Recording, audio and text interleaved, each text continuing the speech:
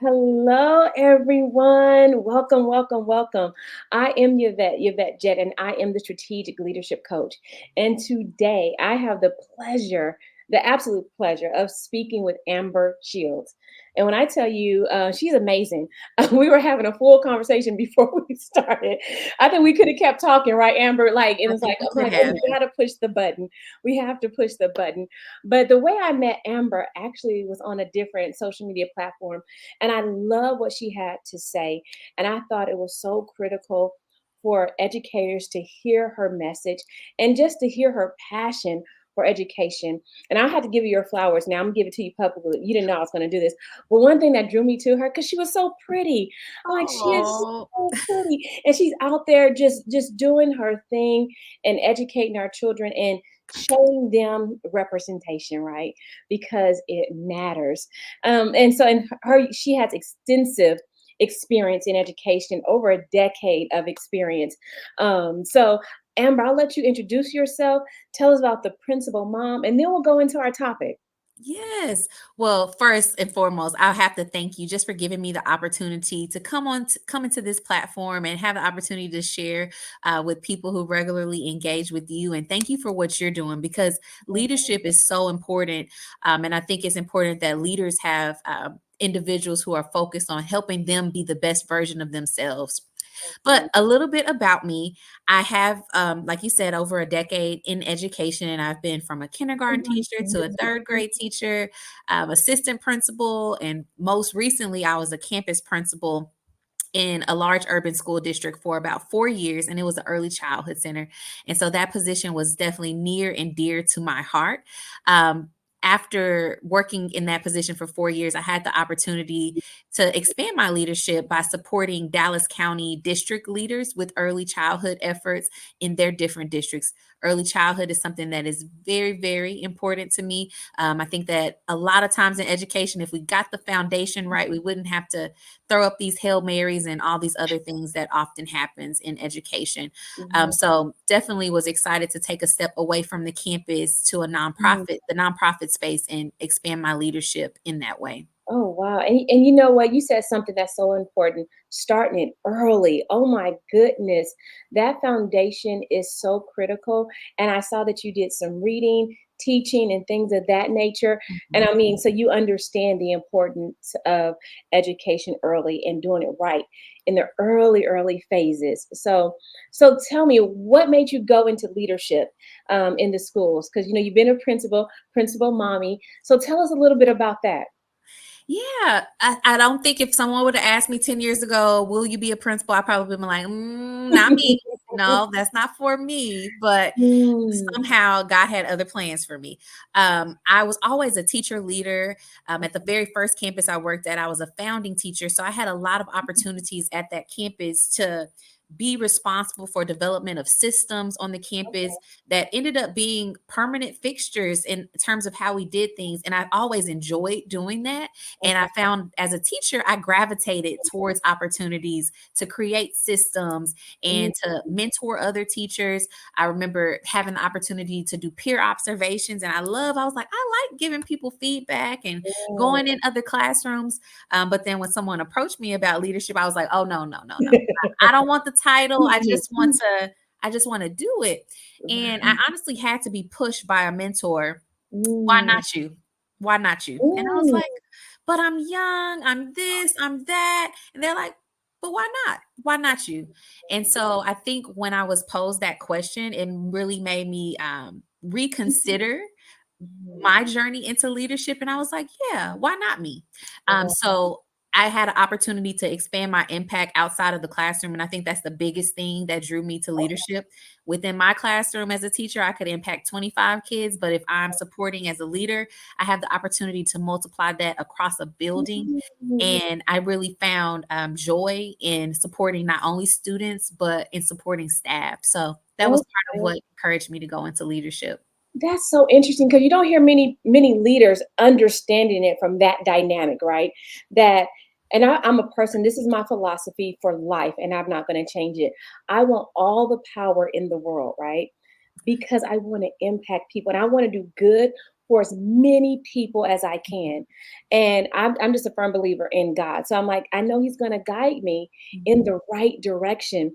And I think leaders kind of miss that point, right? Especially when good people don't go into leadership. So that's so awesome that you took the plunge and took the nudge from your mentor. So, what was it that your mentor said that really pushed you into it? Um, the why not me? And then I think Mm, just really conveying to me the expansion of my impact that will be possible as a leader. okay. Um, and I think they also just knew a little bit about me. They're like, you're comfortable right now. You're comfortable in your role, and that's okay. But where growth happens is at that point of discomfort. And Ooh, so being willing to step into that discomfort, which for me was assuming the formal title of a leader, because I had my list of all the reasons why I couldn't. I'm like, I have young kids, I have this, mm, I have that. That's why I can't. But those are reasons that honestly help make me a better leader because it brings that the perspective that is unique to me that I was able to bring to leadership. I like that. And I have a moniker with impact, where it's influence, motivation, participation, achievement, and teamwork. And I Mm, think that's where leaders can make the most impact. And I'm glad you pushed all your issues and concerns aside to make it happen. And I want to touch on something 'cause I think it goes together very well. Principal mommy. And there's so many mommies out there that mhm. have careers, are in teaching, and want to go to the next level. So, what does principal mommy mean to you? Does that have any correlation with being a mommy and having young kiddos? Yes. And so Principal Mommy kind of emerged during the Mhm. pandemic as I was one being a principal during the pandemic, but I had also just had my third child. So Oh, I felt at that point in 2020, I was really navigating the crux of professionalism and motherhood. And what does that mean? And how do you find some sense of balance with both? And that's kind okay. of where Principal Mommy emerged because I felt that I wanted to be I wanted to just document one, my journey of trying to do both, but also hope to inspire other people. If Okay. you want to go into leadership and leadership is something that you're passionate about, or you're just in education, because I think, or you're not in education at all and you're in another field and you're just trying to navigate being a Yeah. working mom. That's something that is near and dear to me because I think as women, it's important for us to just empower each other and remind each other that we're not alone because Yeah. sometimes it does feel like I'm the only one going through this. And actually, it's a probably a chance that there are 2 or 4 people on your block that are actually going through the same thing. So Exactly. Principal Mommy was just an avenue for me to do that, but it also became an avenue for me to talk about leadership development, my Okay. journey to leadership, um, just suggestions on how I navigate things, and even shifts I've made as a leader. Like these are Okay. some mistakes I've learned from, and this is what I've done now. And so it's just been a great way to have conversation with people across the country, just around leadership, and it's been really great and fulfilling. That is so awesome, and we'll make sure that we can have the audience get in touch with you to learn more about Principal Mommy. And I think that leads us because you were saying something that I think was so critical about the influence and the impact that you make. And I know you and I discussed before about the culture, right? How can we create a culture and an environment in our schools and with our educational leaders? So, how did you, when you were in the school, create the culture? And then we'll go to you outside the school now. Yeah. So inside the school, I think someone said to me, I made a video recently where I was talking about a specific component of school culture. And they commented, I just finished a master's in leadership, Wow. school leadership, and that wasn't taught in my program. Mm. And so as I approach leader as a new leader, again, there were things that were not taught in my program. Really? But when you think about emotional intelligence and you think about how organizations outside of education are striving to be a best place to work, a best place to work for moms, or all of these different accolades, we really need to take a look back and say, as educators and as educational organizations, how do we focus on the culture and the organizational health of our organizations? Mm. And it wasn't until I began to do that and think about culture and morale from a Yeah. different lens that I began to approach it differently. Wow. Um, One of the pivotal things that happened, I mentioned COVID already, COVID. We Yeah. saw a large exodus of teachers from the teaching profession, yet we continue to kind of run schools in terms of culture the way we had been doing so. But Yeah. what COVID provided to educators was we were working from home. People saw what the freedom and flexibility, and they're like, I don't want to go back into that building and do that anymore. Like, that is not the life for me. So, with that learning, how can we then create a culture? We can't work from home every day as educators. Like, that's just a given. But Right. what type of culture can we cultivate that creates where people want to come to work each day? Oh wow. And I think those were some of the beginning thoughts that I had that kind of helped me to just reflect on just doing things differently. Doing it. So what's the one thing that you did differently that you so in order to create that culture? What's one thing that you did differently?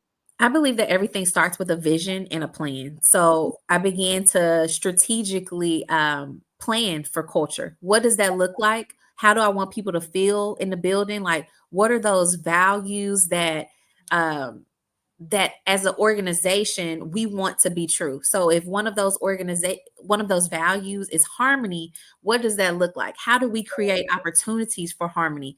Mhm. Because the other thing that happened when we went back to the building after COVID was people were teaching, the students were still at home, the teachers were in their rooms alone, and everybody didn't want to get sick, so there was not as much just camaraderie, I guess you would say. And that has to be in schools because we need each other to add that support system. So starting with that vision and that culture plan of what it would consist of, and you start really high level and then begin to get actionable about what Mhm. are specific things and what does that look like. So that looks like for me, I'm at the door every morning greeting, Like that. saying hello, because that Yes. is the part of setting the tone. And I hear people talk about school leaders who are, I never see my school leader. They always in their office. What Yeah. tone does that set for the building when the person who has the ability to create that warmth and that environment, and Yeah. they're not visible? They're They're not not visible. visible. They're not visible to the staff. They're not visible to the parents. So if Coach Vett Jett is having a hard day and she happens to see her principal and like, I just need a moment. I'm Yeah. able to step in and provide that. But if I'm in my office, I don't know you're having a hard day because I'm in my own world. So Mm. those are just some of the things that I just began to think about as a result of planning and then determining what are the things that I wanted to be true for the building that I was leading. That is so, and you know what? Just having that intentionality will create the culture, right? And I think that is so critical just to have that intentionality behind that. And Amber, I'm always brainstorming about how to bring culture to the school systems, right? I worked in an organization that was all about culture. That's all they Mhm. like focused on, and it kept people there forever. One of the things we used to do was play cornhole. And I'm addicted to cornhole. I have it at my house and everything because I love cornhole.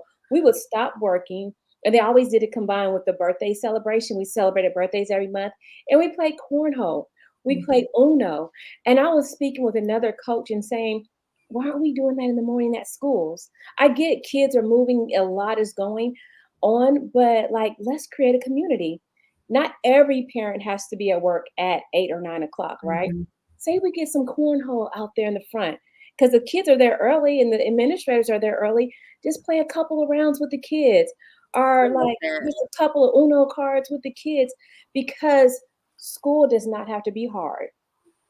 Now, can it be challenging? Yes, but it doesn't have to be a miserable place or a building that everyone goes And to. like, oh, I don't want to go. This is the misery of my life.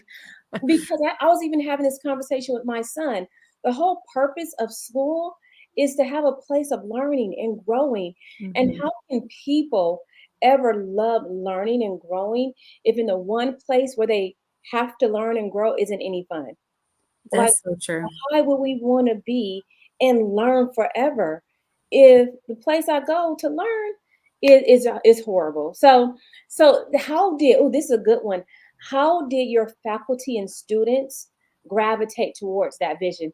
Was that hard to influence them to gravitate towards that?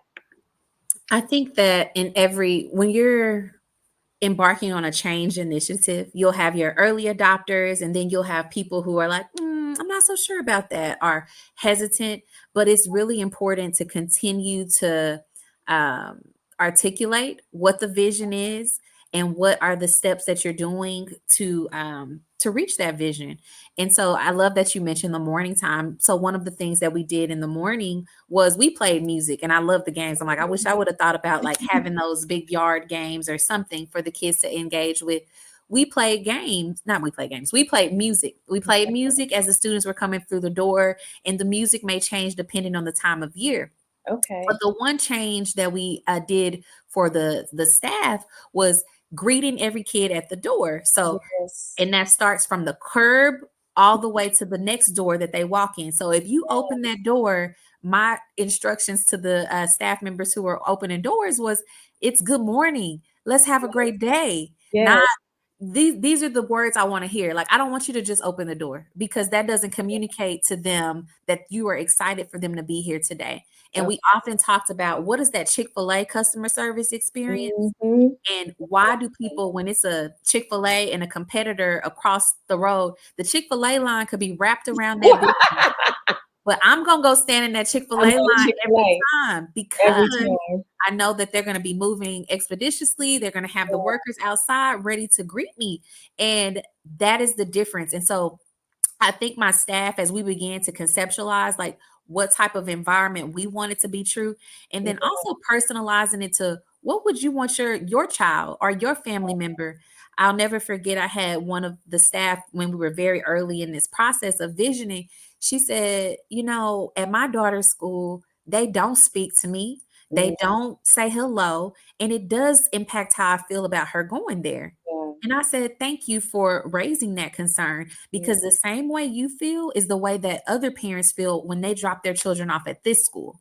So how exactly. can we combat that? So I think Mhm. involving my team in that process of discussing the vision. And so what are the things that we're going to do to ensure that the parents feel welcome and feel safe, and the kids feel welcome? And we're talking about arrival right now, but that's only one portion of the day. Mm, So that culture piece, we can go break down what are those specific mhm. actions for the different parts of the day, because there are so many opportunities for us to pour into, to Yeah. build culture, to build team. That's not just at the beginning of the day. I like that, and it made me think of 2 things. At the church we go to, right? They are so big on culture that there's a person that stands like on the like as you enter the driveway to the church waving, right? Mhm. And someone we were going to church was like a visitor. They said, "Do you know them?" Like, no, I don't. They wave. That's they wave at everybody. If you're a car, they're They waving love. at you. And Yes. strategically in the parking lot, there's like 2 or 3 people strategically, and everyone's waving at you from the curb. And then you get in, then you get to the door. There's more greeters and hostess there. Then you get inside, and Amber, they're strategically moving around that place where everyone's greeted. Then you go over to the water and snack area, someone's greeting you. And so like you said, it's just building that culture. And that church has the data to prove that they've grown exponentially over Mhm. like the last like 2 or 3 years, that Mhm. it's growth like no other, right? And like, wouldn't that be awesome if we actually did that in the school system? And I said that to somebody. I'm like, why isn't someone saying hi? Like, so that I don't, the first time I talk to you isn't when little so and so Has cut a problem. we're like, oh my God, here they go. But they have that relationship. Yep. I must say, at one of the schools my kids went to, the assistant principal was always out there, always greeting, always saying hello. And then I did a session at my son's school. He has a leadership class at his school. And one of the things that was taught in that curriculum is for the teacher to greet and shake everyone's hand as they come through the door. Mhm.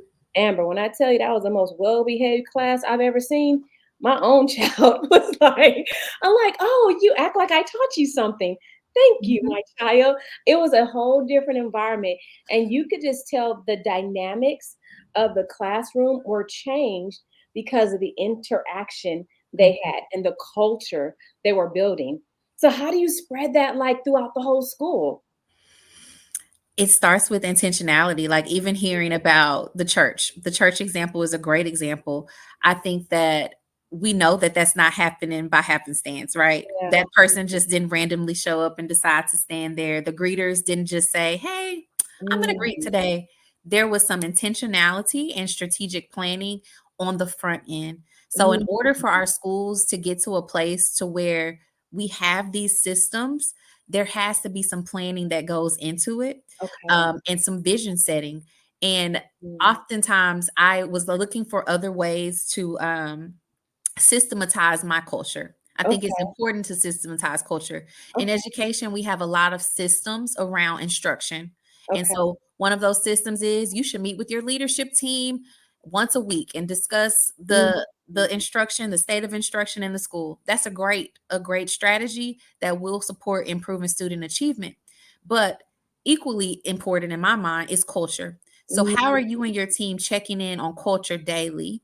So one of the things we implemented was a morning huddle with my leadership I team. like those. Yeah. So we do the quick huddle. You tell me your priorities for the day. We also touch in on culture. Like, is have y'all checked on staff? So one of the things that we would do after we finish receiving students in the morning, go quick and greet every teacher in the classroom. Hey, Mm, Miss Jett, how are you? Have a great day. Okay. So my leadership team and I would divide and do that. We would huddle immediately after that. So if there was a red flag or something going on, like Miss Shields is not looking too good today, y'all, we might need to like let's show her some extra love. Let's show her grace today, mm. whatever the case may be. But Oh, yeah. having that daily touch point where we could talk about the Mm, culture of the building, that was key. Another thing we did to remember talking about building systems around culture. okay. Weekly, we had a Monday, we called it a temperature check. Okay. My coach or was my counselor, a member of the leadership team would send it out and it would be like on a scale of 1 to 5, how are you feeling going into this week? Mm. 1, I'm not ready and I want to go crawl back in my bed. Yeah, that was me this week. I'm like, I want to go back to bed. Yes. 5 is like, I'm ready for the week. Let's go. Let's do this. Oh. The next question was, what support do you need this week? Mm. So did every staff member fill this form out? No. But the ones who did, when my team and I met that same day, that afternoon, we went through the forms. And so we already are thinking and how we're going to support according to what was listed in that temperature check. So these are systems that are existing to monitor culture. Ooh, I like that. You know what that reminds me of? There's a book, and it's out now. It's the 2.0 book now. But the 1 Minute Manager, I want to say, I think it's Ken Blanchard. But the 1 Minute Manager, right, revolutionizes the way managers and leaders interact with their teams. And Mhm. he talks about walking around intentionally to see what good people are doing or how they're doing, right?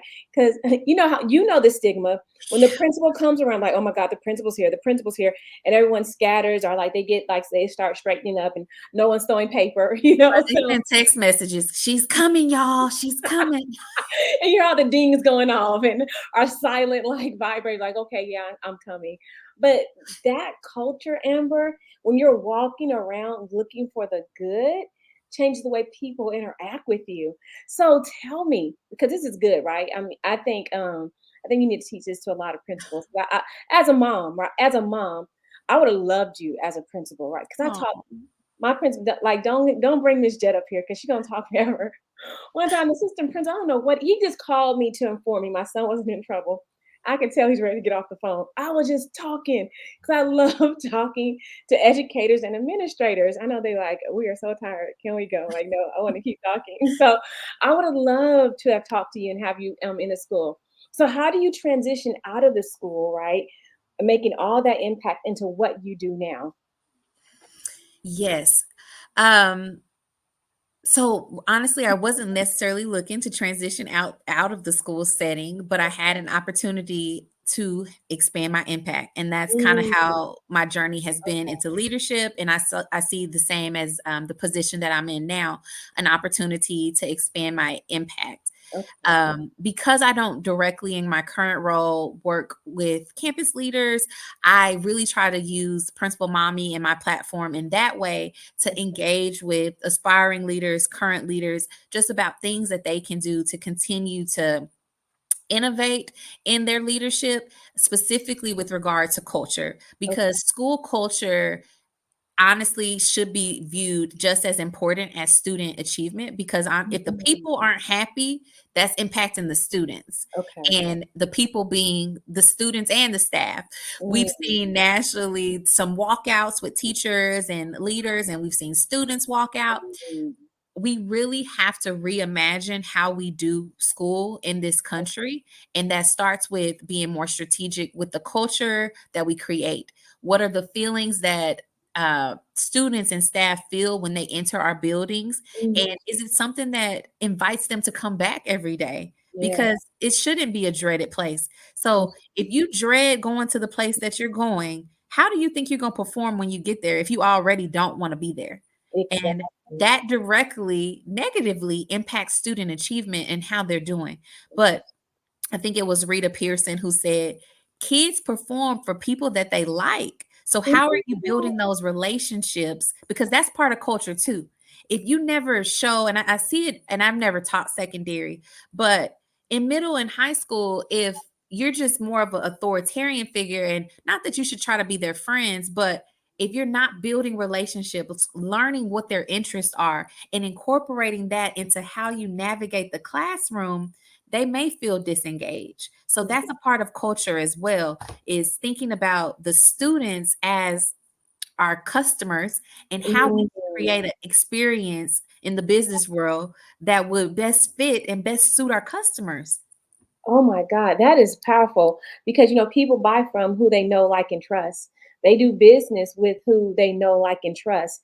And I never ever thought about the kids perform by who they like. Mhm. Oh my gosh. And you know what? Years ago, when I was in aviation, I was in the operation section of aviation, and the concept of internal customer. And for you to have that concept for the student is phenomenal because I've never heard that concept before. And I've heard so many disappointing stories with parents feeling like they were not served well by Mhm. administration or by a teacher. So how do we change that point of view or that lens, right? To look at these kiddos, look at the scholar as the customer and still maintain the power. How do you propose that?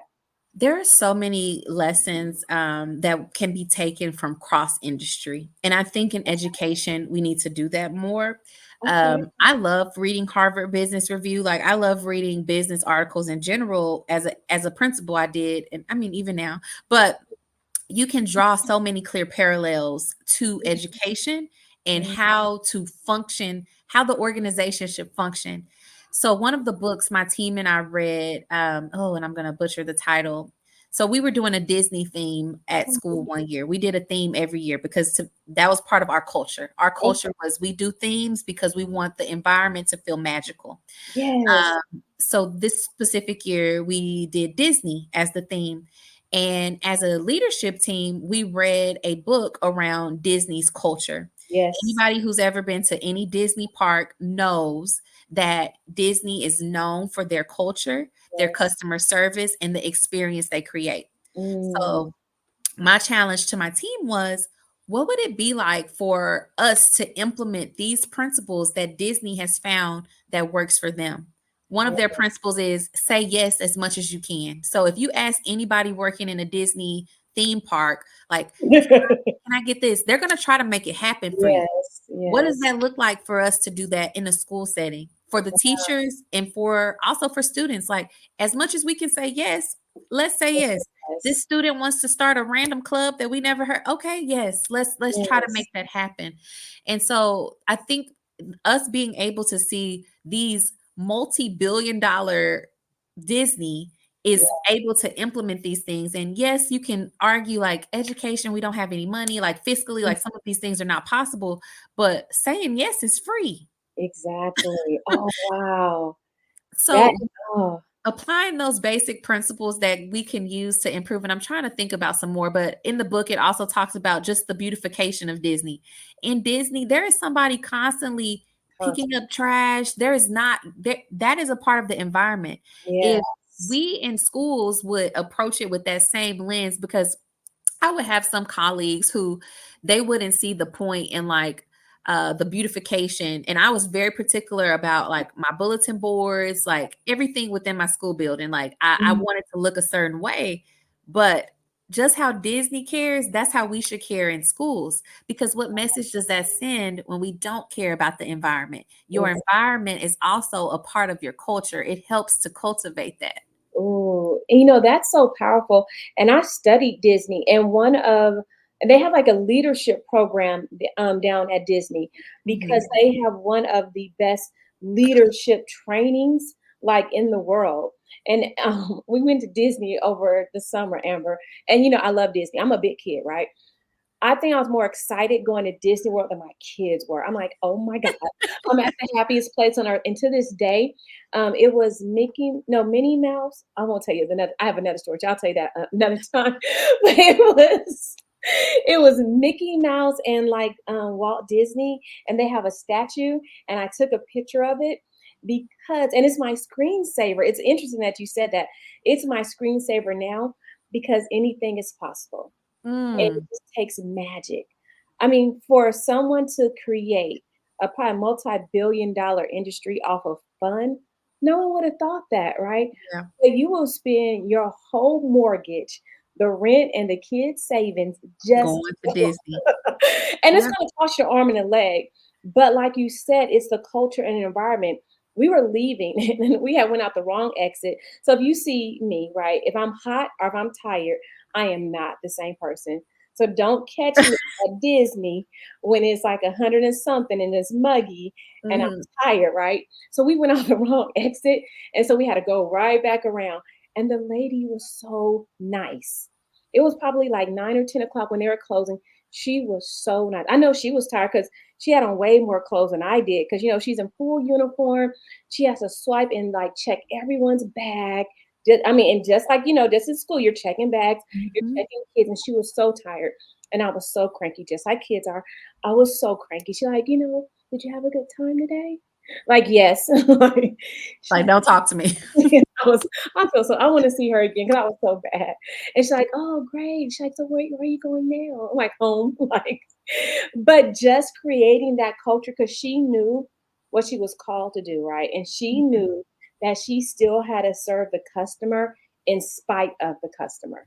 And I think that's one key that's critical because when you get into high school and middle school and maybe even elementary, the attitudes and dispositions of the scholar is not what you would like.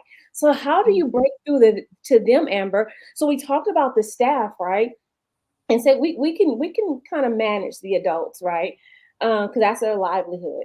But how do you manage these young scholars from different backgrounds, different ideas, and just different, uniquely Mhm. different? I think again, it's crafting experience with them in mind. So, how do you systematize student culture? We talked about how we systematize staff culture, but student culture begins the same way, beginning with a vision and then thinking about those different components of the day. So, part of our morning routine once students were in the classrooms were checking in with them, were Oh, that should be a time for the teacher to be building relationships with the students so that we can create a student centered environment.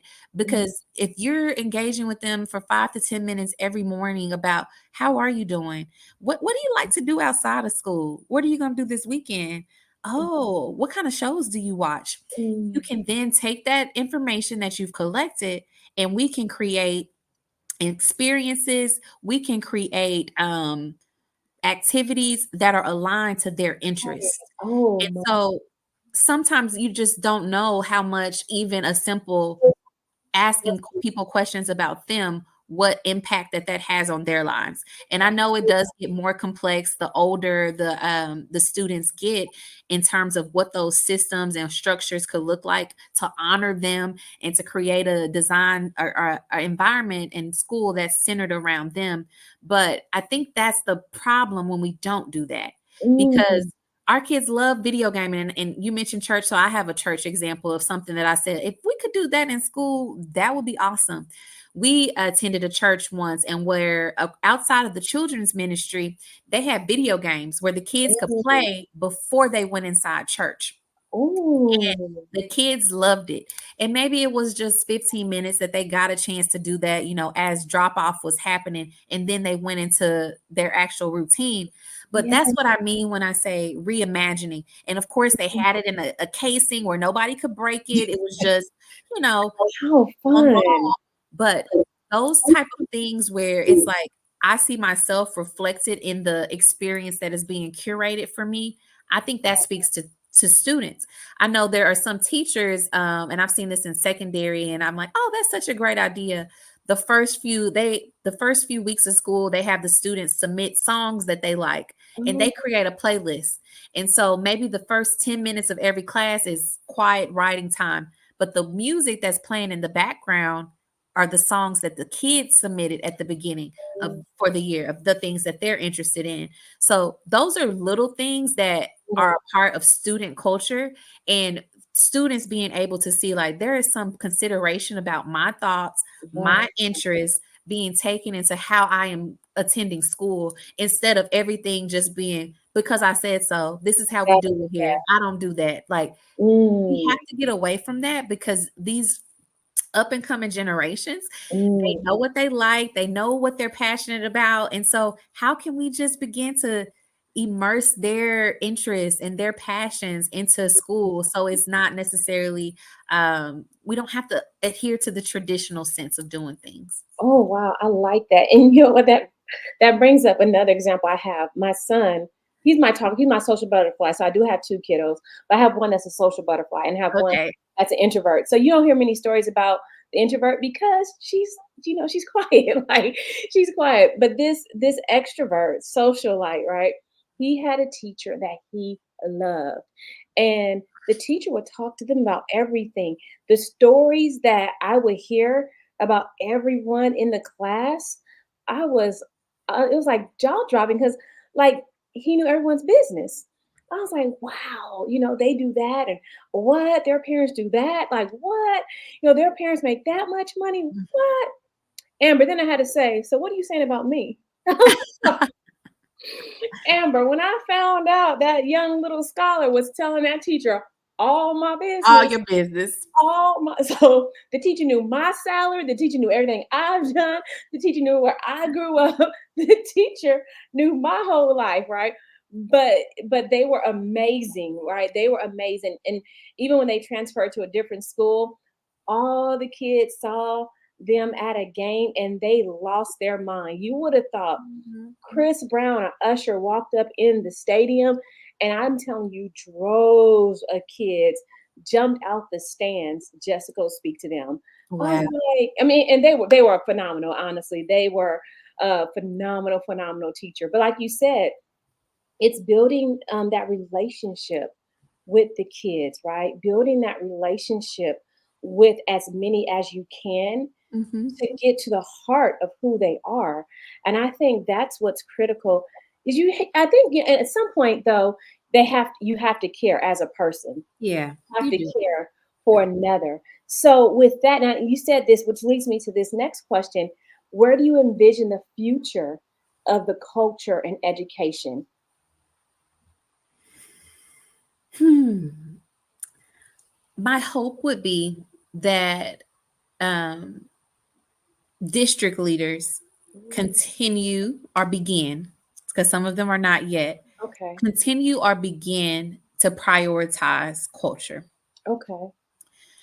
Mm, Um, the reason I say that is because even within the organization I'm in now, like they are very intentional about culture, very intentional about birthday celebrations, very yes. intentional about celebrating different holidays and doing that in a way where it just brings people together, whether it's we're going to celebrate the Chinese New Year or we're celebrating Hanukkah, Okay. just different ways of engaging. And that was something that I planned monthly for as a campus leader, but oftentimes my team and I would figure out how to finance those things. Okay.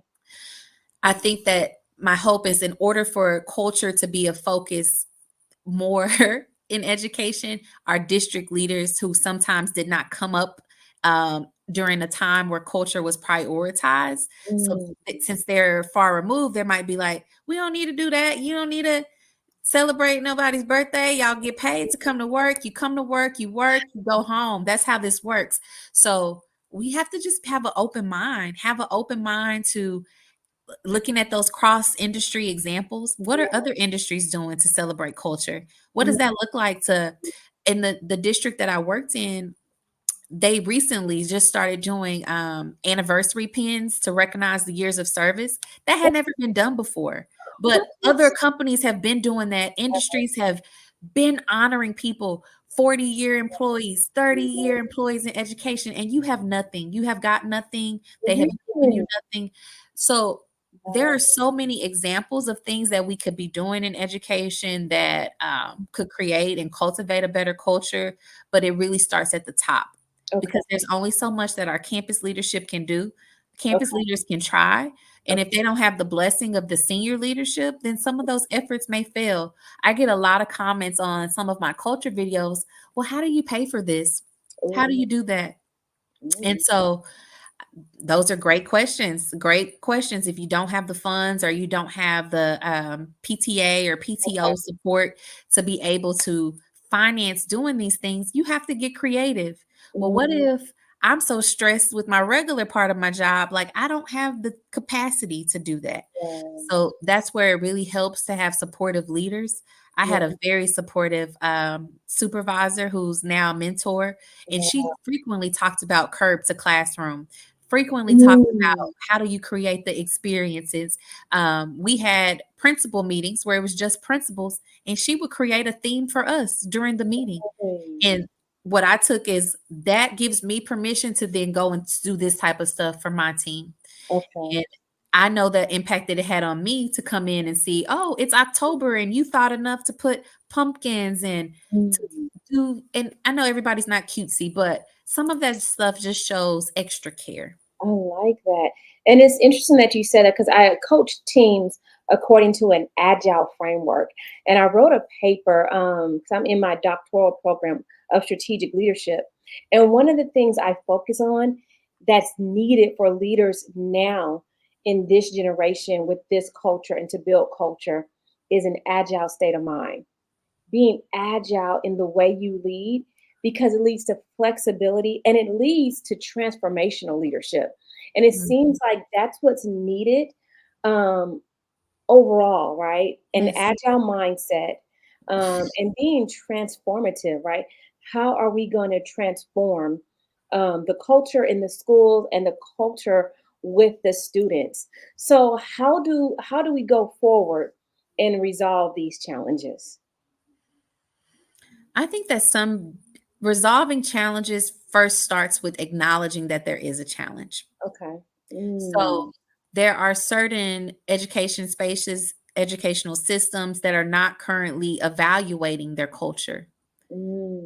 As okay. much as so in the district I worked in, we evaluated their students took a survey and it says like, do you feel welcome? It evaluated the culture. And that was data that we got back as teachers. And I'll never forget, I got back that data from my third graders because in third grade was the first time they took a teacher survey. Really? What? I got the data back. And one of the questions that they were asked was like, does your teacher ask about your outside activities and what you do on the weekend or whatever, something like that? And I was not rated highly. And I Really? was so disappointed. But I had 3 classes that I Mm, saw, and I think it was a mix of students across the 3 classes. So it wasn't so maybe with my first class, we had more built-in time to do that. But okay. it really made me reflect on how do I ensure that no matter what time of day you come to me, even if you come at the end of the day when I'm already kind of tired. I'm feeling rushed. And no, I'm not probably going to ask you about your weekend because that's not the first top of mind thing for me at I'm seeing you at 1 o'clock. Like, what did you do this weekend? Mm, No. So it made me reflect on how I engage with all of my students. okay. But we can't admit that there's a problem with our culture if we're not collecting data that shows it. The other Mm, thing we did as principals, the staff took a climate survey, and okay. that survey said, like, I can go to my principal and I feel heard by my principal. And Mm. I will never forget my first year with that survey. I was like, Oh, like, oh, really? what? This is how Mm, y'all feel? really? And instead of taking that personally, I took it as a challenge to improve my culture. And Wow. so we cannot, again, go forward to improving our culture if we don't acknowledge that there's a challenge and acknowledge that there are areas we can improve in. So Okay. having a tool where we're measuring whether we have a positive culture and climate or a negative one does help. I would like to say and clear this up to show that I did make changes.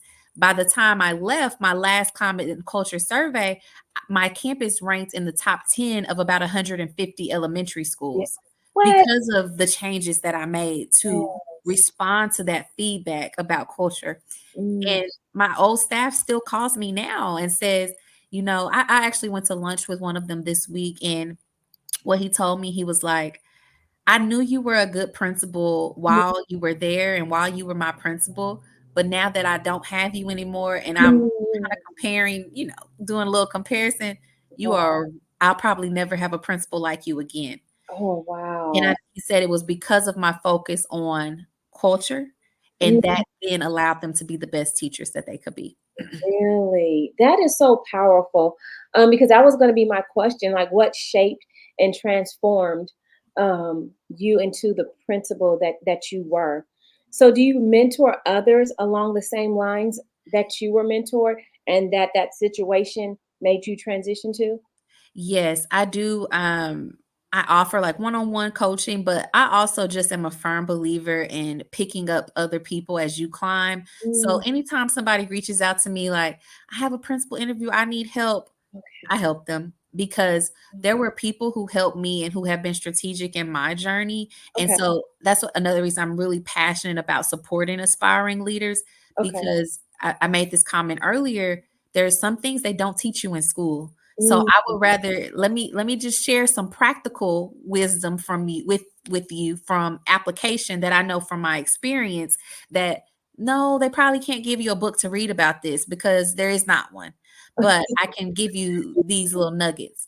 okay. So that's just something I feel very passionate about. And I felt also when I became a principal, there's a lot of competition in principalship. I Ooh, think it depends on the districts that you work in, but sometimes leaders are pitted against each other because they rank the schools in terms of academic performance.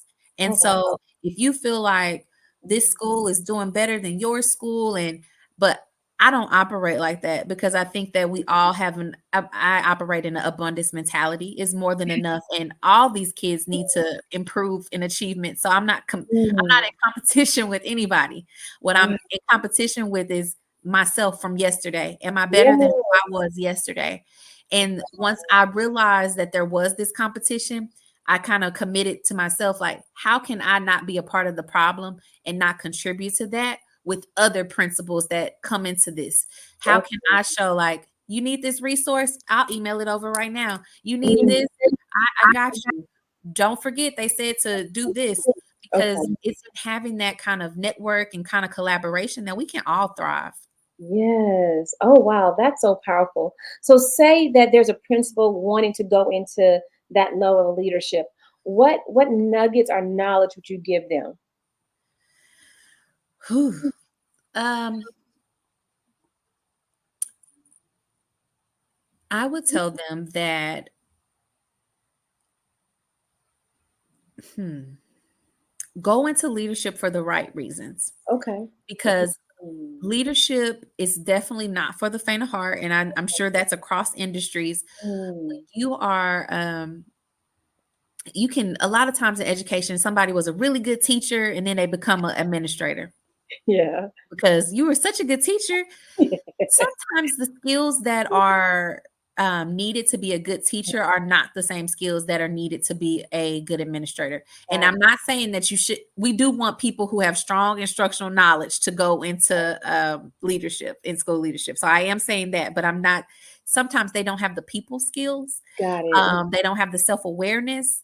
They Okay. don't have the emotional intelligence, Mm, uh, because okay. there are a lot of interactions and things that happen just in leadership that you have to be prepared for. So Okay. you have to make sure you're going in aware that there's probably opportunities for growth that you might not have experienced if you're not coming from a people management position or Mm, just more of an adult facing role. And okay. that's something you just have to be okay with. And it's a learning curve. Mm, And so just being willing to own up to mistakes is a big one as a leader, okay. because you're going to make them, and I made them. And so Mm, just having to go back to people and say, you know, I said this or I did this, and I recognize now that that wasn't mm, whatever it was, and being okay with that. And I think that kind of makes you a better leader when you're able to be vulnerable, be transparent.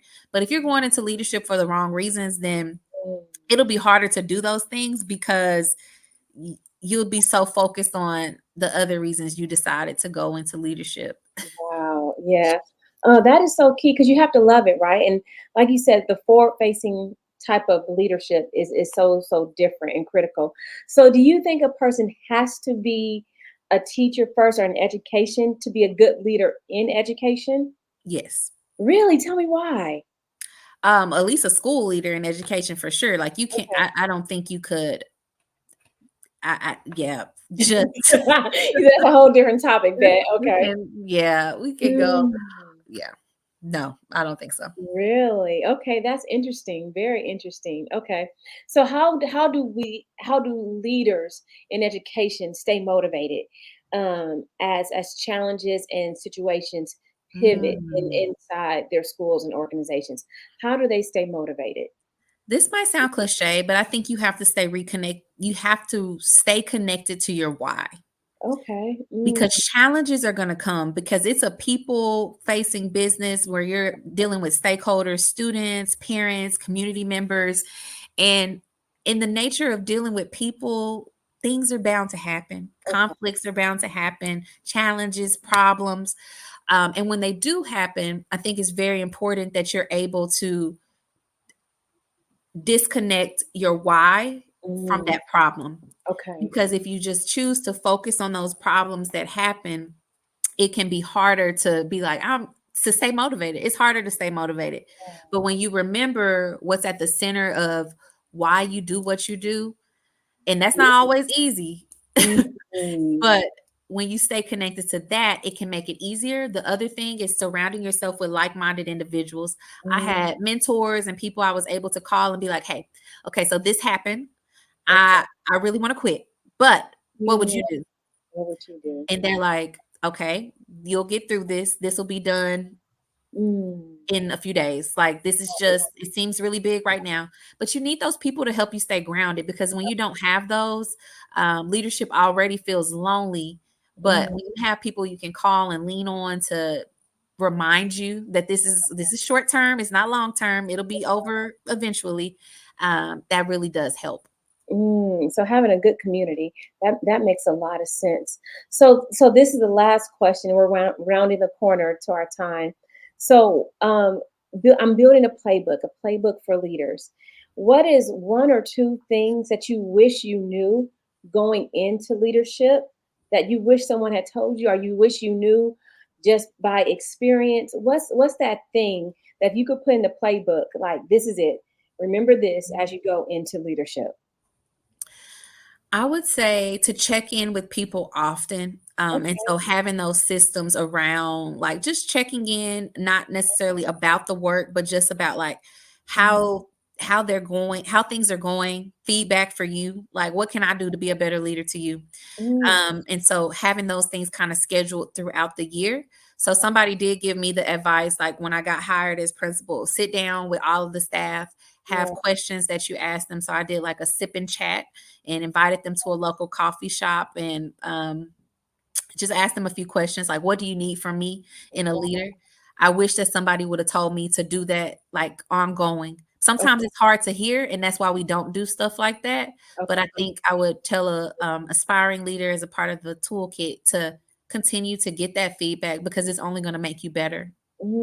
That is so powerful. And you have a good coaching background, Amber. I see some Uh, coaching in there. I'm like, huh, she's been reading my books. She's in my coaching book because that's a lot of what I've done with my teams is what I call them empathy meetings or coffee chats. yep. Just sitting down. And one of my last questions is, what can I do? What can I do better? What do you need to see in me? And people are like shocked. I'm like, no, it's not a trick question. Like it's a genuine question. Mhm. And in those times and meetings, I found so much knowledge and information that I wouldn't have gotten before had we just been in, just regular work environment and task settings and things like that. But I like the idea of actually going out and having coffee. And now I do virtual coffee because everything's virtual. So like, Yeah. let's have a virtual coffee. You have yours, I have mine. That is so awesome, Amber. I love these ideas, and I hope that our audience can really gravitate to these ideas and change the culture, right, of our school systems, change the culture of the way we're leading the Mhm. adults and the way we're leading these young people. Because the way that you've painted this picture, Amber, if we implement some of these things, our future is so bright It is. for our kiddos. And because they're our future leaders, right? They're the ones we're going to be voting for when we're like 85. They are the people that will be in charge. And the program and the system that you laid out helps everyone communicate better, helps everyone be effective, help everyone collaborate and communicate to better. And that's what we want, right? We want everyone to be better. So Amber, tell our audience how can they get in touch with you if someone needs a mentor or just someone to Yeah. chat with, or just as I watch you on the social, I watch all your videos. So just so you know, Oh, thank you. all your videos. So walking out the parking lot in your car, I watch, and you have good material. I'm like, there's Amber. Well, the platform that I am most active on is TikTok. So they can definitely follow me there at principal_mommy. There I do have my website linked and I can share that with you as well, Yvette, to just put in the post for this video. And then I also am available just via email. So principalmommy3@gmail.com. I just welcome people to reach out to me. And again, I am fueled by supporting aspiring leaders and current leaders as I know what it's like to need support while you're on that journey. Yeah, and a journey it is, right? So, if you're on that journey, we wish luck and blessings and just tons of support. So, hopefully we can build a community of support for one another. And you made me think of it. So many opportunities to build community, and I know a lot of schools may not have resources, right? There may not be resources for people, but these platforms like this make everyone global, right? So there Mhm. should be resources out there that can be tapped into and from other areas, right? No young person should be left without because there's so much out there. So if there's opportunities to support one another, I think we should do that. And even maybe that's a good TikTok too. Yeah, Because not everyone is in, crunch times, and not every school district doesn't have the means. yeah, that's So why very true. not support each other? Yeah. We're all on, these platforms. So yeah, Call it social media professional development. that's it. And that's what it is. Because you start scrolling and it's like, oh my goodness, time has got away from me. So yeah, I totally get it. But Amber, thank you so much for joining. As always, it's been a pleasure. And I mean, I thought I knew you before, but I know you now. And just your knowledge is amazing. So I'm Oh, excited to see where you go from here and how you continue to empower the school system and empower aspiring leaders. So I wish you the best in thank you all so you do much. And thank because you again for the opportunity. it's my pleasure. Oh my goodness. It truly is my pleasure. But everyone, thank you so much for joining this conversation with Amber and myself. It's been a true joy to talk with Amber, and I'm so grateful for that. But this is legendary leaders, and I always say, don't be ordinary, be legendary. If you don't know what to do, if you don't have anything else you can do, do not be ordinary. be legendary. But have a great day, friends, and we'll talk later. Bye for now.